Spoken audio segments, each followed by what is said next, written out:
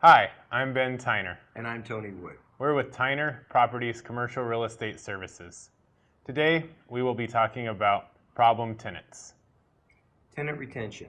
Should they stay or should they go? There are many different factors that a landlord wants to consider when looking at a problem tenant and whether or not it's time to evict them or try a workout that can retain them. One of the first things that you'll want to consider is what's actually happening in your property, in your project. Is this tenant bringing value to the rest of the project? And also, is your project a project that's mostly full with one or two problem tenants? Or do you have a project that has possibly a 50% vacancy with some problems on top of that? Also, what type of problems are your tenants having? Is it environmental? Is it financial? And how that could impact your property. Those are all great points. There's so many considerations when you're looking at a situation where you've got a problem tenant. As Ben said, if we're looking at logistical or physical issues such as too much noise, environmental issues, or other types of situations such as even possibly the clients that are coming and going from the tenant. These are all things that impact your own property and the neighboring tenants and possibly the reputation of your property. So we need to take those into consideration. Additionally, there's the financial factors, which we'll go into later, that you can take into consideration and do an evaluation to make a determination. What is this going to cost me, and is this the right way to go? After you've considered your own personal property situation with the tenant and how it's impacting your center and your neighboring tenants, you want to take a look at the market overall. Maybe your property is performing well. However, the market is really in a downturn or unstable with vacancy and occupancy rates. You really want to look much closer at this tenant and see if the problem is sufficient to equate to a full-blown eviction, or are there other actions you can take to rectify the situation or mitigate it in such a way that it can still work, you don't lose your tenant, and incur those extra costs that go along with the vacancy. One of the things to consider is how straightforward your tenant has been with you if it's a financial issue. Often tenants will get into a financial bind, and if they've been very straightforward, they come to you, they bring the financials, there's nothing to hide. You know they're not playing games. And if they've had a good history, this is often the type of tenant you may want to work with.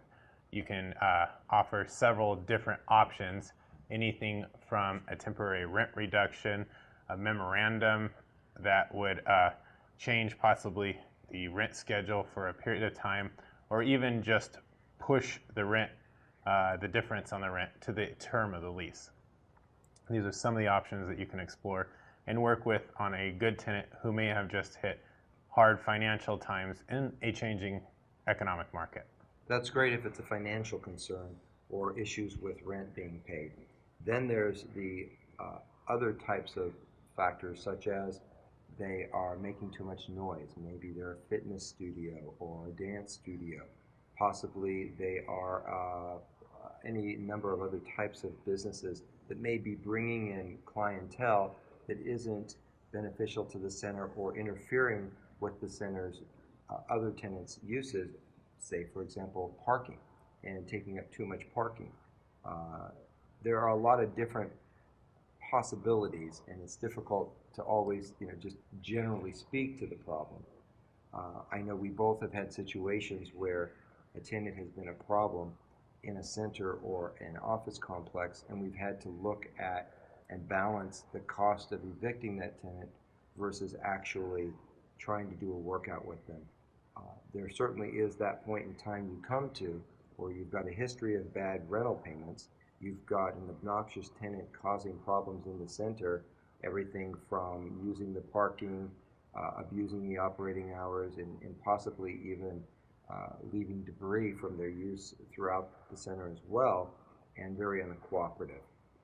That's a time when you really start to take a close look at the financial aspects of evicting that tenant and what the impacts would be so that you can be prepared not only for the financial impact, but you create a plan going into and through that eviction to protect your asset. Ben, you were telling me just recently about a situation where it was an environmental concern. Right. So, for example, in one of the properties, the water source was not from the city. It was a well water source. And the tenant was stacking up batteries, and the batteries were broken, and it was leaking into the ground. So these are the type of things you can't have leaking batteries contaminating your well water that ends up feeding a center. So, and certainly as a property manager, that's something you'll act on immediately. Immediately. As soon as you see that, you give notice to remedy, and actually I go directly to the tenant, talk to them first. It's usually something that they'll fix on the spot.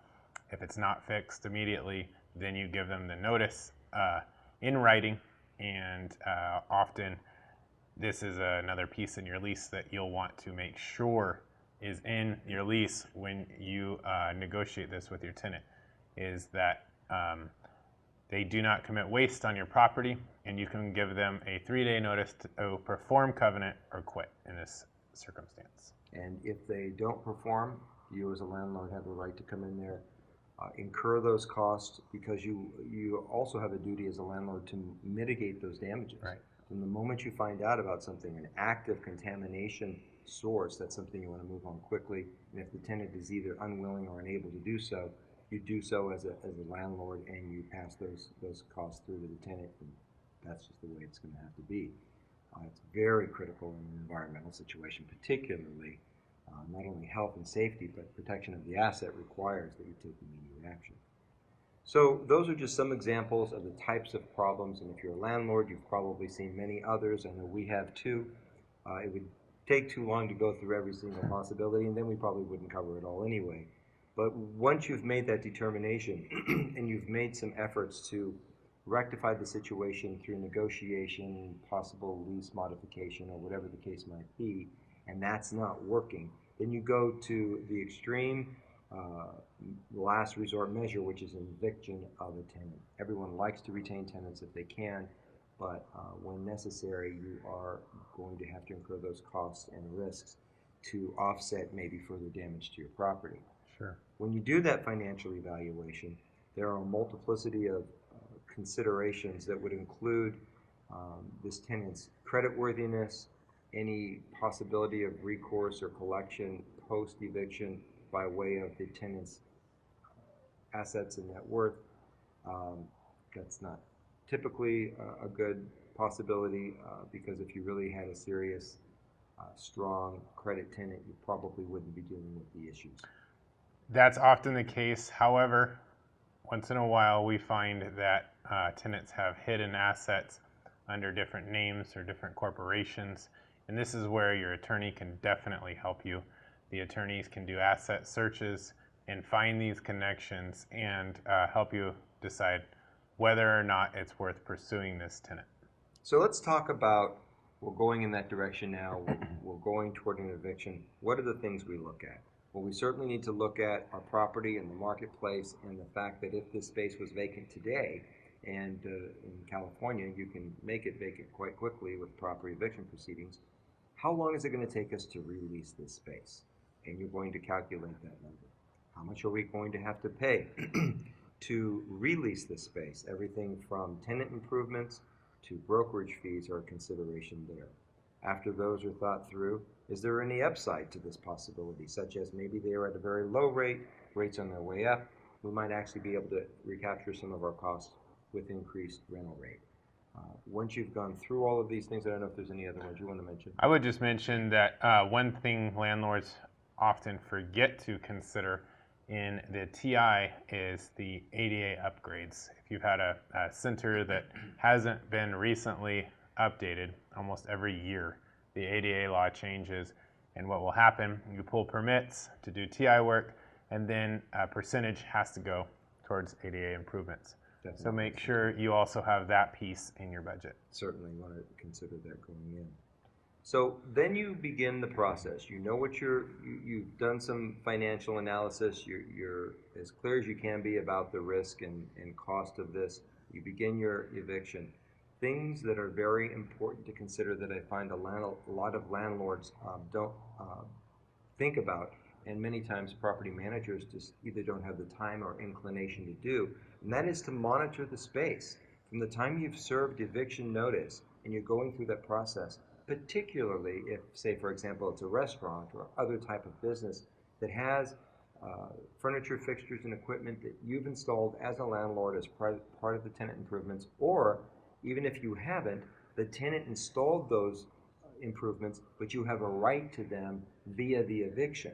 You're going to have to monitor that space and the activity of that space to make sure there isn't any middle of the night move out or otherwise destruction of or removal of these furniture, fixtures, equipment, tenant improvements. This can be incredibly frustrating, especially when the tenant disappears in the middle of the night and you're left where they've done more damage to your space just by the way that they've pulled equipment out. And you wonder, is the equipment even worth anything the way that they tore it out and ruined the space? So this is definitely a piece to consider in moving forward. Sometimes this can be a cost, and really keeping good monitoring helps.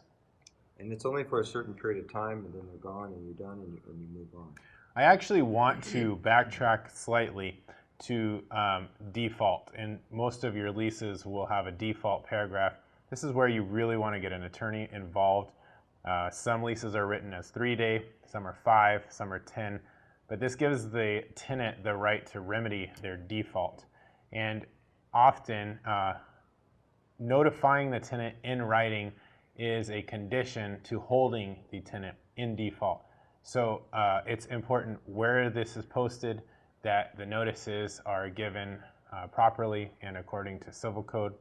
So at this point, we would recommend that you have an attorney draft your notice, whether it is a notice to pay rent or quit, or it's a notice to perform covenant or quit, but that the attorney would draft this up and have a process server serve your tenant. This will eliminate problems down the road. The way our court system is now, it takes about 45 days to get a hearing. This is taking longer now. It used to be about 30 days, 45 days. And it's incredibly frustrating to show up to your hearing, think that you're going to get the space back, and the tenant has made a motion that they weren't ever properly served, and you have to start the process all over again, and you serve them there, and it starts again, so you don't get a court date for another 30 to 45 days. That's why when we do go through evictions, our property management company uses some of the really most experienced, best legal counsel in the area that understands not only the state but the county and city ordinances, that there are no conflicts, and that the service provided is rendered valid at time that they go to court. I think that really wraps it up. There's other things to consider outside of this, such as what happens next, and of course marketing your space for lease, or if you decide to sell the property for sale, which we'll cover in other videos in the future. Thanks again for watching. Please be sure to subscribe to our channel and check out our website, tynercommercial.com, for more information on our services and how we can assist you with your commercial real estate needs. Also, feel free to send us your questions, as most of these are responses to questions that we get often or that week.